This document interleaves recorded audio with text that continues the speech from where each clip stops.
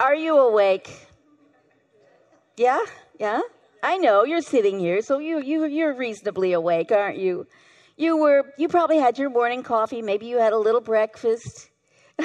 You were conscious enough to dress yourself and drive here, right? But you know something? You don't have to be awake to do all that. You just have to be conscious, don't you? Just conscious to do all of these things. We do everything we usually do every day through habit. It becomes a routine, and then it becomes automatic, doesn't it? So you don't have to, like driving, you don't even have to be awake in LA to drive, do you? So I ask you again, are you awake? Really awake? You know, think about it. I think some of you know what I'm really asking. And the reason I chose this subject, awake, was number one, of course, it's spring and everything is waking up. You know, everything's bursting through the grounds. And it's been doing that quite a while here in California. Right after Christmas, didn't it? It started. But it's a constant greening and refreshing and renewing. Everything is waking up. And the light, especially the light, has come back, hasn't it? So everything is much brighter and lighter. Well, and number two, the reason I chose to talk about this is because it's the high holy days, Passover and Easter. Jews and Christians all over the world are thinking about what these holy days mean to them. Now, as Science of Mind students and as a Science of Mind center, we don't like to ignore these holidays because they have meant something special to many of us. And we recognize their importance to the believers of these two holidays. Because spiritual centers for spiritual living are trans-denominational, we celebrate everyone's right to practice what they believe, and that includes their holidays. But we don't celebrate either one of these holidays in the way that they're traditionally celebrated. We simply acknowledge them. So today we're acknowledging Passover and Easter, but that doesn't mean we're not religious, because what we believe, we practice religiously. What it means is that we are a spiritual teaching that has a different view of God. We have a different view of what spirituality means, what living our spirituality means. And we see that life, as we practice it, varies greatly from what those supportive documents of traditional religions teach. So what we teach, though, is closer to what the ancient pagans taught. Does that surprise you? What the Science of Mind teaches is very close to the old paganism. Now, I'm not talking about idol worship, because many religions had idol worship. But what did the pagans believe that was so close to what we teach? Well, Karen Armstrong, in her book, A History of God, did a great summary of the pagan belief.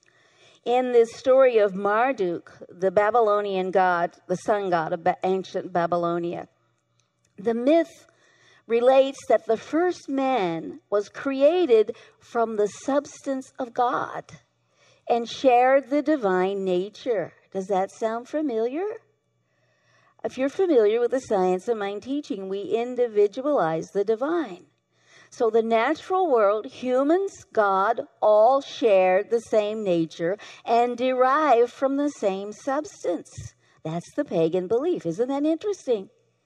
Well, the pagan vision then was holistic. There was no division between the creative spirit of the world and us. Now, unlike more modern Judeo-Christian Muslim teachings, God is not shut off and separate from the human race.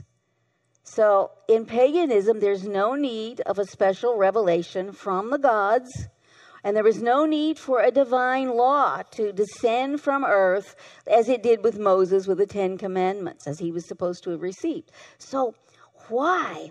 Why was there no need? Well, if the divine is present in us as our mind, as our very substance, as the power that we use, as the life that we live, then everything that we need to know is already present in us. But it may not be awake. We may not be aware of it just yet. But that means that anyone can reveal it, doesn't it? So the general holistic vision was shared by much of the ancient world, including the Greeks. The Greeks believed in the holistic view. The Greeks believed that the gods, they believed in several gods, set the pattern for all human behavior and achievement. So we were to model our actions after the gods. So if you're awake to what the science of mind teaches, then you can see the parallels. And I'm going to trace a couple of them, especially through what has evolved from the pagan ideals. Hinduism evolved from the pagan holistic view. Buddhism evolved from the pagan holistic view. Isn't that surprising? So science of mind is closer to both Hinduism and Buddhism than it is probably to the ideals of traditional religions, although we do believe in monotheism. Now, traditional monotheism taught and still mostly teaches that there is no connection between God and mortals. If you came from a teaching like I did, the Baptists, we believed that we had to get God's attention, way off there, somewhere in the sky, not paying attention to me at all because I was unimportant. And still, because I wasn't saved, I was a worm of the dust. So forget about God. But animism then celebrates our oneness with all life and our oneness with all beings, all living beings. So there's a holistic, unified view. Now, it's true that we do believe in monotheism because we believe in one creative power, because two creative powers or three or four would cause a little chaos, don't you think? I'm going to create this, so stay out of my area. I'm going to create this, no, get out of the way. We know what it's like with children, right? Everybody's making a mess. That's what it would look like with a lot of gods. But it does sometimes seem that we live in chaos in our lives, doesn't it? But in the greater view, the greater picture, there is a great divine order of things. So there can be, in reality, only one cause, and it's everywhere present.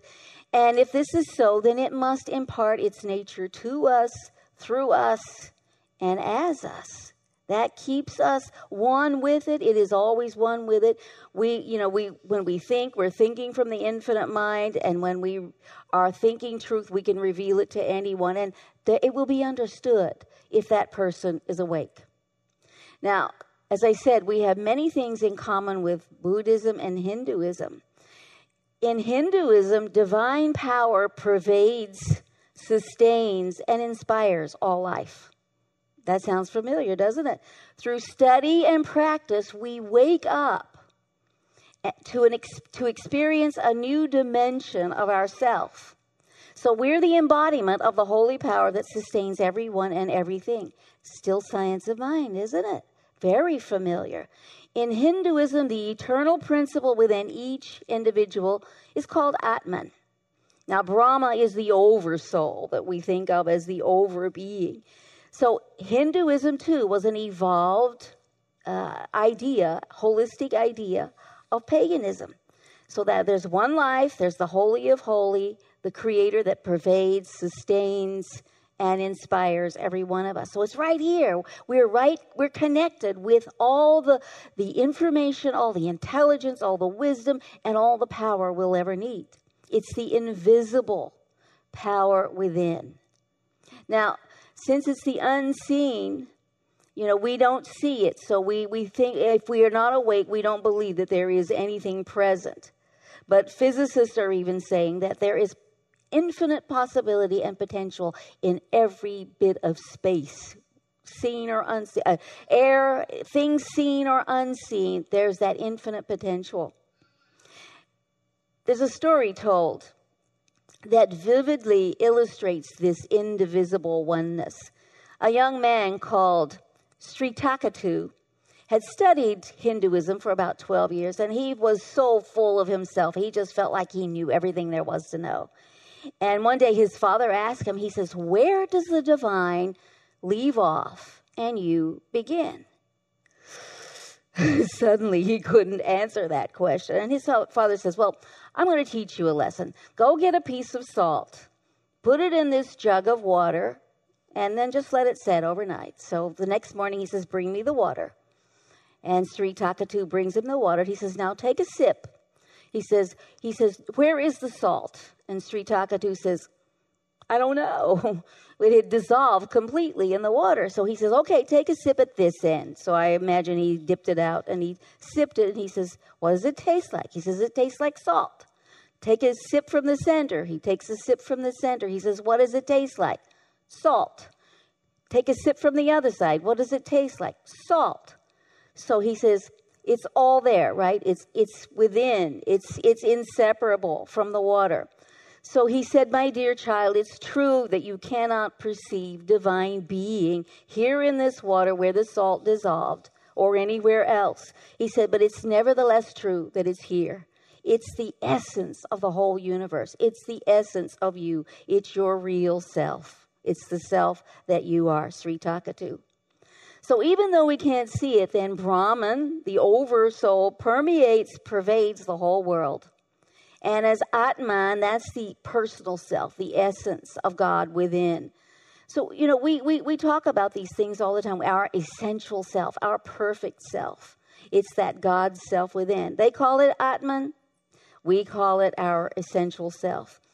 So they say Brahman, the oversoul then, is what cannot be spoken in words, but that whereby words are spoken. It's that which cannot be thought by the mind, but whereby the mind can think. So in other words, it's because of Brahman or God or Source's presence that your true self can think or can speak. Otherwise, you would not even be here. So in Buddhism, then, the two basic principles are very simple. One is that is getting to know yourself and then to learn Buddha's teachings. But getting to know yourself, you understand that there are two beings. One is the ordinary nature that is made up of fear, anger, and jealousy. And the other part of yourself, your nature, is made up of the true, the pure, the perfect. It's the same in the science of mind. We might say we also have two natures. One is that self, that conscious self that looks out at the created world, and what we see makes us angry or jealous or afraid. But there's that perfect self too that knows, that is aware, that is awake, that knows that we're capable of infinite good, that we're capable of wisdom and knowledge and right action. And Buddha says the only difference between Buddha, which is not a god, and us is whether we have awakened to our true nature or not. If we're not awake, then we are not awake to our divine selfhood. So we've gotten back to the idea of being awake, haven't we? We are awake when we know what our true nature is. Of course, we're always using both of those natures. But when we are aware of our true nature, it makes demands on us. When we're awake, just awake to the truth, and we don't use it, we're still operating on that lower self that relies on the world of appearances, that sees things as they've been created. And things as they have been created are not necessarily so hot, are they? We all see that. We don't like what's happening on the political scene. We don't like what's happening maybe on our block. But when we're awake to our true nature, we're awake to the creative power that we each possess. We're awake to the fact that we can create from that nature and that we can create a life that is better, that we would really like to live.